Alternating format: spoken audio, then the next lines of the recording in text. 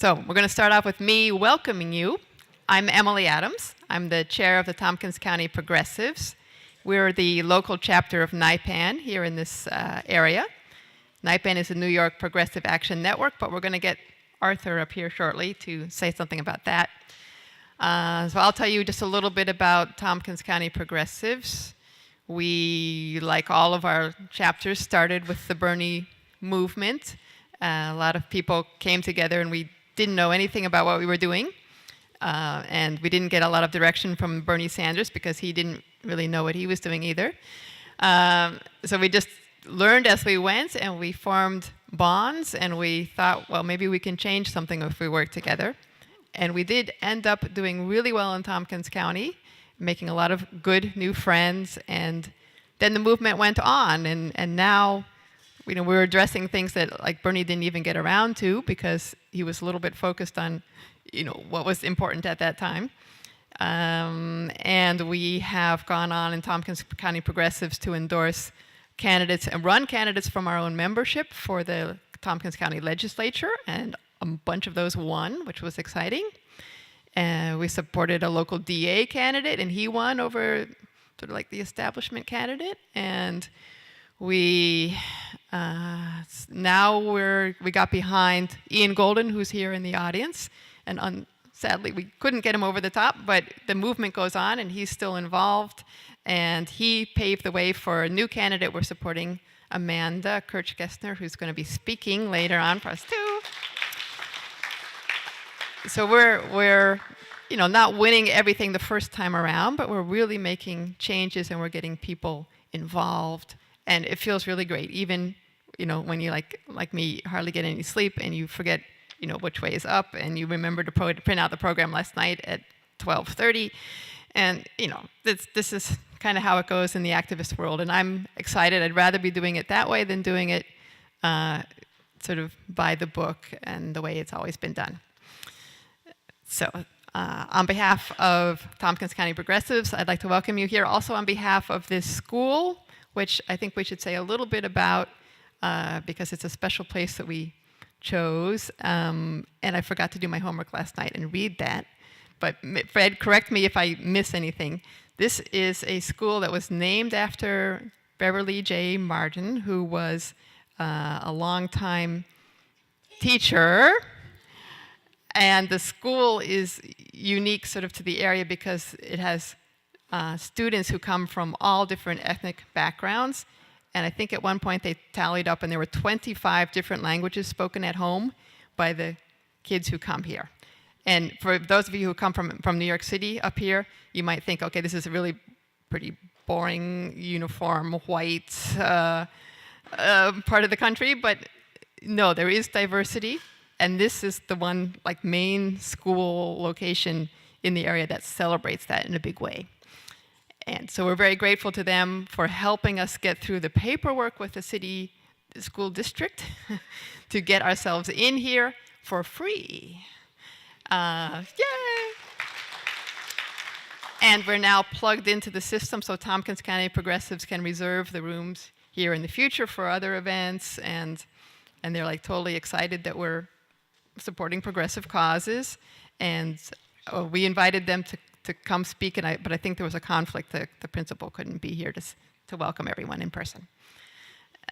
So thanks on behalf of that. Oh, and I made a little boo-boo once, not too long ago, where I welcomed people to an event, and I forgot to say to everyone in the audience at the beginning, please let's take a moment of silence and pay respect to the Cayuga Nation. There was the original people in this area from whom we have all taken their land and basically forgotten them, more or less. But let's take a minute to remember them. Just 1 second. And then I think I will introduce Arthur. Arthur Schwartz is sort of the person who made sure that the movement in New York State kept going after the Bernie campaign ended, even though there was a lot of energy there and we were all working to do good things, but there was also a lot of conflict. There was, who's going to vote for Jill Stein and who isn't, and some mud fights and so forth. And Eddie too, of course. So, but I'm introducing Arthur, who's going to speak, and then Arthur. Well, of course, we should say, we can't forget Eddie and George. Where's George? George. Okay. These are the first three people that I connected with when our little chapter of Bernie supporters wasn't a chapter yet. When our group of Bernie supporters met with the other delegates and the other team members, these three guys, even though they're older white men, but hey, you got to start somewhere.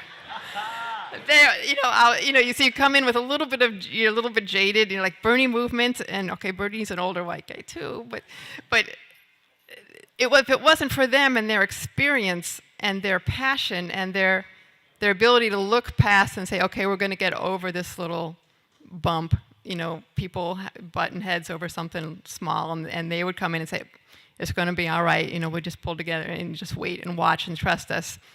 And they've steered our group with amazing wisdom and never once really lorded it over us how much incredible experience they have. It sort of comes out in the newspaper here and there, and we're like, wow, Arthur did that, and he did that, and whoa, Arthur.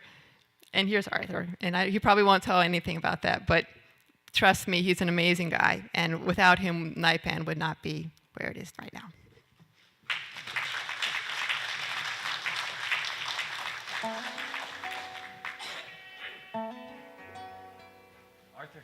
Arthur has theme music, so if everyone would if you listen to Arthur's weekly radio show on WBAI, which is shipped Mondays at 5:30, you'll hear 5.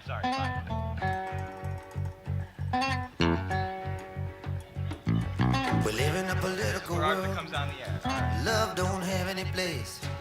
We're living in times when men commit crimes. And then I usually say, good afternoon, New York. This is Advocating for Justice.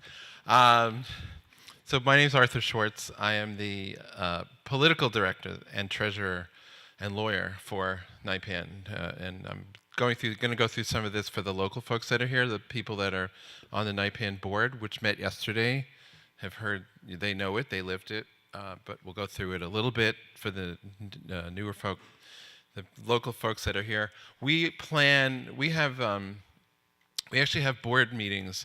NYPAN is an organization that's very bottom up. It grew out of the Bernie movement, which was not always very bottom up. I mean, in New York, we functioned bottom up, but then the campaign would tell us what we had to do, and then we would sometimes say, go jump in Lake Cayuga, and we're doing it our way. But we have an organization that's very bottom up. We have a board that consists of 1 or 2 voting members from every chapter. I think we're up to 32, George, right? 32 chapters. The chapters go from Buffalo to the eastern end of Long Island, and lots of places in between. And we have board meetings, I think once a month. 3 times a year we meet in person. Otherwise, we meet on this computer screen where we have like little boxes, like some old TV show that I don't even remember the name of anywhere. The what? The Brady Bunch? Hollywood Squares. And so we have 3 in-person meetings a year. We were originally planned to have 4, but we sort of reduced it to 3 because it takes a lot of work. And then, so we have our board meeting. People come from the chapters, and then we sort of have this tradition of doing a program the next day, mostly focused, inviting local people near that chapter and we present speakers and information for folks. So that's what today is. Today's the forum that goes along with the program. We're already planning. We're already having discussions yesterday about what to do in January. I want to have like Elizabeth Warren and Bernie Sanders to come. NYPAN grew out of the Bernie Sanders campaign. We had to run. There was a group of people. It was started by something called Labor for Bernie. That was the first statewide group, Labor for Bernie, in 2015, which is 3 years ago. So as we go into 2019, it's the 4th year since we launched the effort. So we're actually getting back into that swing, and that group decided, and that was George and Eddie who Emily talked about were the leaders of that group, and they said, let's run delegates all over the state. Yeah, sure, let's run delegates. And then I got recruited to be the lawyer. I made believe I knew something about election law, and then we had to recruit supporters. We had to recruit candidates that ran in every single congressional district in New York State, which was, so the campaign cooperated with us, and they gave us lists of people that had signed up as volunteers. Now, we're talking about November 2015, right? Bernie was still just he had a couple of big rallies, but he was still a blip on the map. Nobody was talking about it. It was Hillary, Hillary, Hillary, she's going to get it. Everybody forget about it. And so we found candidates. We had to run 6 to 8 candidates in 27 congressional districts. So it was about 175 people in the end that came together. And then those people had to work with other people, so they had to get on the ballot. So Bernie had to get on the ballot statewide. He needed 15,000 signatures, and they had to be a certain number. No, we didn't have to have a certain number. We had to have a certain number in each congressional district. Plus, the delegates had to get on, and they needed 500 signatures, 500 good signatures of Democrats, meaning real Democrats. You could read their handwriting. They had the right address. And so each group sort of came up with a strategy to how to get themselves on the ballot, where to petition. And it's different in Ithaca than it is in the Bronx. It's different in Riverhead, Long Island, than it is in Buffalo. So people came up with their own strategies. We started having sort of a competition who was going to get the most signatures. I think it was a tie between the Upper West Side group and Dutchess County, right?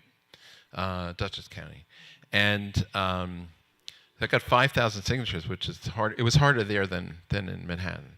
And we collected 85,000 signatures. 85,000 signatures, and it was January. It was cold. And the people that did that, then they became like a little organization, because now we got on the ballot. We had a campaign for Bernie, and people had a campaign for themselves. Because Bernie was like, all of a sudden, Iowa happened. Bernie it was a tie, pretty much. And then he won New Hampshire, and it was like, wow, we really have a candidate. This is not just like, a bunch of lefties supporting somebody for the sake of, being pure. And so we worked in January and in February and in March. And then in March, the campaign, for the first time, sent in people who thought they were professionals, who told us what to do. And for the most part, we told them to go jump in the lake. And because we said, we've been doing this 3 months, we know our territory. And Bernie got 42% of the vote in New York, which was pretty astounding number, given that he was running against Hillary, who had been senator from here. People forgot that, for 8 years, and who lived in New York and who, at least passed herself off as a New Yorker. Bernie got 42%, and we sent, with however the math worked out, 117 delegates to the convention and alternates. 117 people that would not, if Bernie hadn't run, wouldn't have been at the Democratic National Convention. And we decided to, stay in touch with each other. We actually went to a meeting of the delegation, which we had more delegates there than the Hillary people did. And they pushed through Andrew Cuomo as being the delegation chair. They were supposed to give us an opportunity to vote and stay seated. We sort of were working out deals with the Democratic Party. And they didn't give us that opportunity. And Jay Blanca over here, he realized what was going on, stood up and said, I have another nomination. And he nominated Linda Sarsour, who couldn't have been any more controversial a person than, right? And the guy in the front was going, there being no other nominations, I call for nominations once, and he's yelling, I nominate Linda Sarsour. And it's, I don't hear any other nominations, And I declare Andrew Cuomo elected by acclamation, right? That's what he said. We actually went to court, and a judge was about to remove Andrew as the delegation head when I got a call from the Sanders campaign leadership that was negotiating over the platform. and said, "What the F are you doing? They're threatening to pull out of our negotiations if you win your case." So we sort of like pulled back. The judge said, "You want to do that?" But our group, so that was like we had functioned as a group. A lot of us had not met each other until we had that statewide meeting. It was in New York. At the convention, we met every day. The first day, we couldn't get a room. They wouldn't give us a room. We sat down in the hallway and started having a meeting. They said, "Okay, we'll find you a room." And then we had meetings every day as a delegation, and we talked about what we should do that day because the Sanders campaign had folded. It folded, and so we said, "Should we do this? Should we stand up? Should we hold up signs? Should we protest when this person is speaking or that?" And we functioned as a group, and one of the things we voted to do was to create an organization. And that is how NYPAN actually got born. An ad hoc group, met together, came up with competing proposals about an organization. We had a statewide meeting in September 2016, thinking Hillary was going to win. And we agreed. There were 25 of those grouplets had basically come together and decided to form an organization. And we adopted bylaws in December 2016. So we're just about, George and I argue whether September or December is our birthday. So we're sort of in the middle now. So this is our birthday.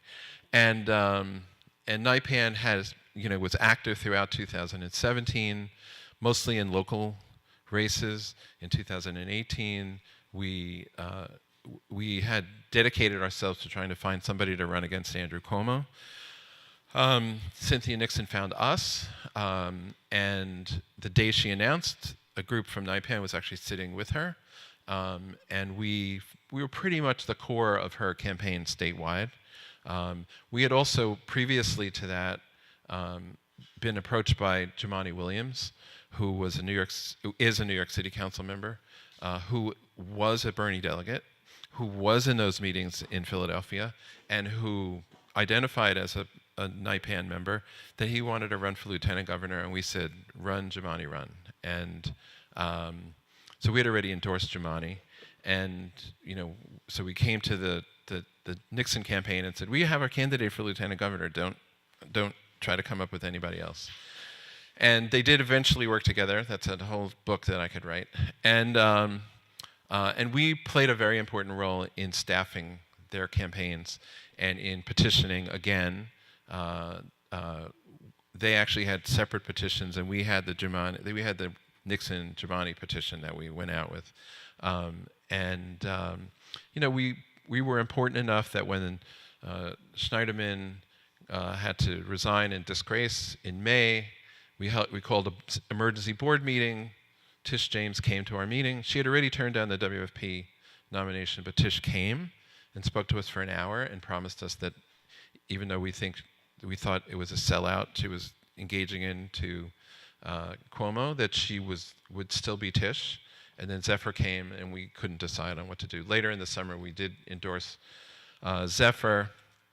And so we have become a group statewide that the political world looks at, that officials look at, that we hope presidential candidates in the coming year are going to vet themselves through. And we are the only I would say we're the only grassroots organization that does both electoral politics. So one of the key elements of our group is we do electoral politics and issue-oriented politics, two legs, because we say to people, you can't effectuate social change unless there are people in office that will enact the bills and the legislation that you need. On the other hand, you can't keep the politicians in office honest and get them moving in the right direction unless there's a movement around the issue that you want them to work on. So we try to do both things. We've done a lot of work around single payer in New York, and there is a bill. We've done a lot of work around in various parts of the state around energy issues, criminal justice issues, voting rights issues, and others. And we're going to continue to do that next year. since it's in fact, probably more focused on that next year because it's a lightweight election year. I mean, there are some local elections, but for the most part, it's a lightweight election year. And you're all welcome to join with us here in Tompkins County. Emily, as she says, works on this 20 hours a day. She gets 4 hours of sleep. Sometimes she and I are exchanging emails at 2 o'clock in the morning. And we hope that you enjoy this program here today. Welcome. Thank you for coming. And I'll turn it over to the next person.